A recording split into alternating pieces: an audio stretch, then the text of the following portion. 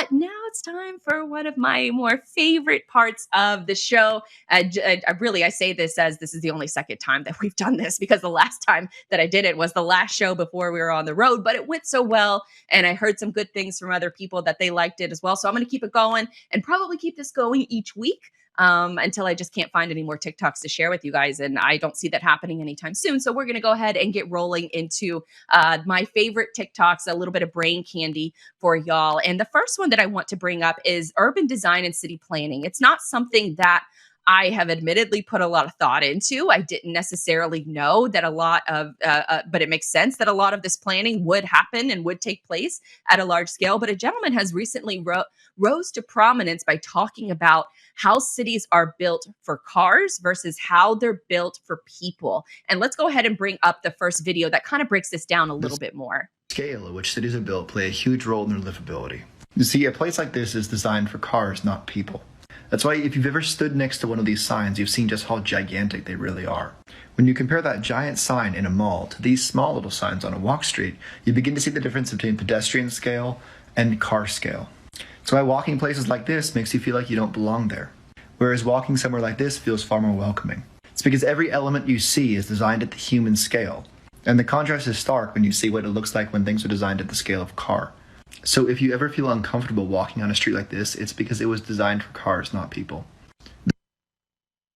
And so that right there, it's sort of eye-opening, right? Because as you're driving, you're not necessarily paying attention to something if it's built for people or if it's built for cars. Obviously, if you're driving, you don't necessarily have time to enjoy the different scenery. But depending on, I know specifically in my city where I'm from, in Jacksonville, there are certain neighborhoods that are built for walkability, and then there are certain areas that are not built for walkability. And I stay far away from the places that aren't built for walkability. And it just sort of rings true. And I think this next video from the same gentleman, Talking Cities, is going to sort of further clarify that. Perfect example of really good design. Look at the size and the scale of the sign that hangs outside the shop. Then compare that to a sign like this. When you design around cars, you have to build signs at a very large scale. But when you design around people, you can build at the human scale. Human scale design is one of the factors that makes areas like this so pleasant to walk through. Walking through an area like this would be deeply unpleasant. And yet walking somewhere like this with all these human scale size signs would be very nice. Even a detail as small as signs makes an area more pleasant and walkable. See, it's those little things that I think help bring into perspective of how city planning and urban design is taking a hold, and how a lot of different downtowns and a lot of different, sort of the urban cities or the urban areas of cities are coming back to life because they were built for walkability. They weren't necessarily built for cars. And so I thought that was just an interesting take and an interesting look. And if you're anything like me, that after watching those videos, now you will start to pay attention to it more and start to pay attention to where you find yourself walking in your own city and why you choose to walk in those different areas. So I thought that was interesting. Now, the next one I want to show you guys is the McDonald's ice cream machine conspiracy, which I thought was a pretty fascinating deep dive into. I mean, we all have faced it. You pull up into the McDonald's drive-through, you're hoping, you got your fingers and your toes crossed that the ice cream machine, that the McFlurry machine is not broken today. And we finally have a reason as to why the majority of those machines have been broken for so long. Breaking news. McDonald's won their lawsuit to repair their own ice cream machines. So McDonald's has 13,000 stores worldwide. Each one of them has this special ice cream machine made by Taylor Company that sell for $18,000 each because they can make both shakes and soft serve. At any given time, 11% of McDonald's ice cream machines are broken. And previously, the only way to get them fixed was to have a certified Taylor technician come out and do it. And it cost the company millions of dollars in service fees. So this other company created a diagnostic tool that would allow a staff member to just quickly fix what had gone wrong. And of course, Taylor didn't want that to happen. They even allegedly tried to steal this company's tech, but a judge just ruled that McDonald's should be able to repair their own equipment, and so hopefully the McDonald's ice cream machine near you won't be broken. I love that we're finally getting a little bit of a light shined onto something that was once thought of as a conspiracy theory, but is in fact very much true. And it's true because of the fact that these machines are specifically made by a specific company, and they sort of use, I don't want to say like the Peloton, or maybe like the John Deere is more of a better example of that model, where the model of Taylor is to not only sell the business, sell these machines, but it's to sell the maintenance work. And if you can make your machines break quite often, then you get more maintenance work and you get more maintenance fees. And if you are the only provider of those product or of those parts that can fix those machines and you're the only people that can fix it themselves, then it leaves room for a lot of that residual income to come later on. So it's not just about selling the machine one time, it's about selling the service and the maintenance and the parts later on down the line. So it looks like we're on a pathway to having more ice cream choices at McDonald's, or having a greater chance of getting those ice cream choices whenever you pull up through the drive-thru. I will say though that recently, since that video was made, that the FTC is now reportedly investigating what's going on between Taylor and between McDonald's company as a whole. So it calls into question the entire business structure. So hopefully, like I said, it's going to be a little bit better of a pathway forward in order for us to be able to get our McFlurries and to not have to worry if the machine is broken, or to check that random website. I think there's a website out there, I'm blanking on the name, but you can actually go to it and see which machines at which locations are broken at different McDonald's all across the country. The next one that I want to bring up is keeping it with the fast food family, and that's Waffle House. We've also all heard of the Waffle House Index, where you judge the severity of weather that's going on based on if Waffle House is open. But this next video takes it just to a whole new level. Maybe I'm late to this party, but guys, Waffle House is not to be messed with. Growing up, I always knew that Waffle House is never going to be closed no matter what, right? They're at least going to be open to give coffee to their customers. It goes so much further than that. Check this out, guys. This is their storm center. This is where they monitor and track any developing serious storms that could impact their operations. And apparently they're so good at it that FEMA literally will use them as a reference point. In addition to this, they have response teams that will go out to the Waffle Houses that have had to shut down, and they're equipped with gas generators and whatever else they need to be able to get the restaurants back up and running. And if a store should be so damaged that it's not operational, they literally have mobile Waffle Houses ready to go. Here's the one that really butters my croissant. If an area is not accessible by the vehicles, they literally have a jump team ready to parachute in to get Waffle Houses up and running. Who runs this operation? Okay, I want to interview. I'm putting out a public PSA. I would like to interview any Waffle House parajumper that would like to come on the show, because I have to know how involved this job is. If you are risking your life to parachute into a storm where the Waffle House is not operational, I want to interview you. So this is a public PSA, because I think that sounds like the job of a lifetime. I mean, it's crazy. Godspeed, Waffle House. Next video I want to show is they may not be able to. And when I say they, I mean some of the top delivery companies in the world: Amazon, UPS, FedEx. We've all been hearing about drone package delivery for a while, and some of those companies out there have already canceled those plans in order for those taking shape. But what isn't being canceled is drone racing. This is one of the more fascinating things I've ever seen, because I didn't know that drone racing exists, and it's thrilling. Now the Nerf, 1-2 for the Diamond game. But Nerf makes the pass going into Stadium 9. Nerf kissed the ground a little bit. It's the Swatch gate again. Nub first through, then Nerf. What a nice transition through. Nub is pushing it. Nub takes T2.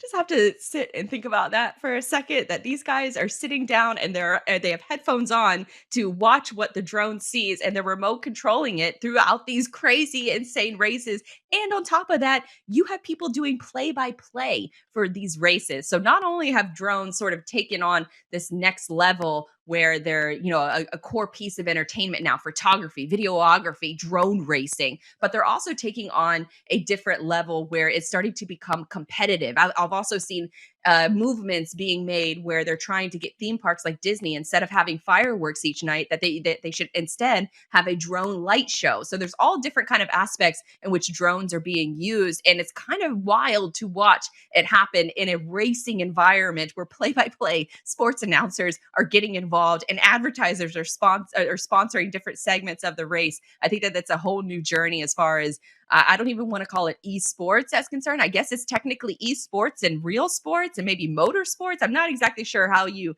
classify it, but it's one sport that I think that it would be thrilling to watch live. Now, bringing it back to the logistics world for a minute, I thought that this video was pretty crazy because I've never been, I've always wanted to tour a port. I live in the Jacksonville area. Jacksport is probably, a rock's throw away. They're not currently doing tours because of COVID. And so in the future, I would love to be able to tour facilities like that. So I haven't ever been able to really see some of these cargo ships up close and personal. But this is a comparison video of a cargo ship being loaded versus one that is unloaded and the difference in the weight of the ship, which is crazy to watch. Let's play it. If you ever want to know the difference between what comes in and what comes out, this ship is going to leave tonight. It's got about 500 more containers to put on it. See how high out of the water it is.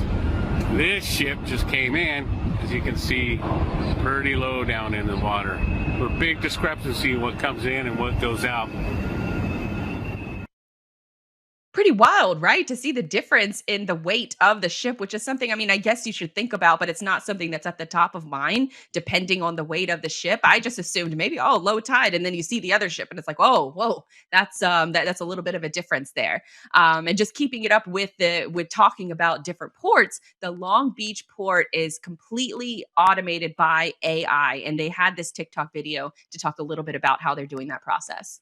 Port of Long Beach is the second busiest port in North America and the first fully automated container terminal in the United States. When a ship pulls alongside, we're using different algorithms to figure out traffic, scheduling, dispatching, and planning. We're doing this with 10 different cranes at the same time, 50 different vehicles at the same time, and we have 30,000 different places to put that container in the yard. We ship the shore cranes. We will set the containers on the platform. On that platform, there are over 20 cameras that use optical character recognition, or OCR. Another crane will then pick it up, put it onto a fully automated vehicle. That vehicle will drive through the yard and it'll get to the right spot. These are transponders buried in the ground. They're in a grid pattern. There's more than 10,000 out on the production field. There's an antenna on the front and the rear. Once it reaches the yard, an automated stacking crane will pick it up and deposit it into a yard block. From the block, it'll eventually get deposited onto a truck or onto a bomb cart where it can make its way onto a train. It's fascinating. I don't know if you've ever watched any of, and I feel like I've said fascinating about 10 times already during this segment. But these are the kind of videos that make me excited, especially as I scroll through a platform like TikTok, where I just continuously see things that you can learn more about and be entertained. And this was one of them because I had no idea that the port logistics has been, or really just managing the freight within a port has been completely automated in that respect, from the transponders in the ground to recognizing the different numbers on the different containers. That all is, I think, is the future. And it really, obviously we're all dealing with congestion of different, supply chain bottlenecks all over the country and really all over the globe. And so if things like this can help speed up a lot of those different congestion hotspots, then I think that that's going to be the future for a lot of different ports that choose to invest in that type of technology. So hopefully you found that interesting, because the last video that I want to show you guys is because let's just be honest, a lot of the news sucks today in just in today's world, and it's depressing, and that's a whole other side of the story. But for this show, I really love to bring exciting topics, the topics that you could be curious about and love to learn and things like that. And this last video, I think, really touches on the true nature of humanity. So in a world of bad news, I wanted to end this segment with this piece of good news. People think we're more divided as a country now than we've been in a long time. I know it can seem that way, but when I was a little kid in 1969, the Vietnam War was tearing the country apart. And they'd shot John F. Kennedy, and they'd shot Bobby Kennedy. They'd shot Martin Luther King and Malcolm X. And there was the Manson family and the Zodiac killer, and it just felt like the whole country had lost its mind. My father, who'd grown up in the Depression, well, his faith in humanity was just at a low ebb. And the two of us that June were driving from LA to Oakland in our old 1960 Oldsmobile, and a water pump blew out south of Bakersfield. And so this was long before cell phones. So we were going to have to hoof it like 9 or 10 miles into town, when this young cowboy pulls up in a flatbed and offers to tow us in. And all my dad had on him for money was this old Chevron gas card. So he kept telling this young fellow, I can't pay you. And the young cowboy's looking at him like, I wasn't going to charge you. So he rolls us into town, and this is a Sunday, so nothing's open. So he has to go get his mechanic friend to open up his garage. And my dad says, hey, listen, I don't have any money. And the mechanic says, we'll work something out. And then they all realize they don't have the actual part, so now they got to go roust out the local auto parts store owner, and they bring him down. And my father's like, okay, we need to talk about how this is all going to get settled, because he just couldn't imagine anybody being this trusting about the money. So the cowboy says, look, if it'd make you feel better, I got a bunch of watermelons I need to get loaded onto my flatbed, and it's pretty hot work, and if you help me out, I'll pay for the part. So next thing you know, we're all unloading watermelons from inside a rail car. That's about 140 degrees. And 90 minutes later, we are soaked in sweat. And up rolls the car, just running like a top. And my dad says, I really don't know how to thank you, fellas, and for this good turn. And we're turning to go, and the mechanic gets this look on his face and says, whoa, where do you think you're going? And you could see on my father's face just all the fear and distrust come to the surface. And he's stiffened like a leopard. And the mechanic says, no. My wife's going to make us all Sunday dinner, and you and the boy can get a shower and a clean shirt, and it'll make the drive easier for all of us. So we sat down for a dinner of fried chicken from the chicken right over there, and corn on the cob from the corn right over there. Man, I got to tell you, we'll never have a meal that good ever again. And my dad didn't say maybe 3 words the whole drive, but when we got home, I got into bed, and I was just about to turn off the light, and he stops in the doorway and he says to me, no matter what you see in the movies or on TV or you read in the papers, you listen to me. That's how people really are. And about a month later, Neil Armstrong walked on the moon. So, keep the faith.